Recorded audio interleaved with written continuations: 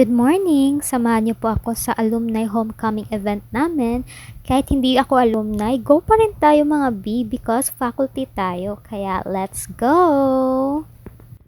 And nakadating na po tayo sa venue. Medyo maaga-aga tayo. Wala pang masyadong tao. But there's the food. Ang daming food mga B. Excited na ako kumain. Anyways, andyan na prepare pa.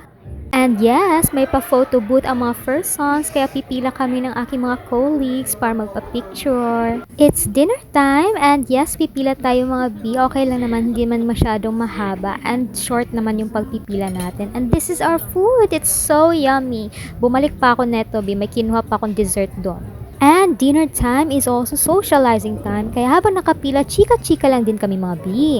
Program proper time pero maaga po tayong uuwi kasi alas 9 ng gabi yung last trip papunta sa amin kaya lalabas ako dito ng mga 8:30. 9 pasado na pero yes, nakaabot pa din tayo sa last trip mga B. Buti na lang nakaupo pa ako at wala pa masyadong tao nung dumating ako.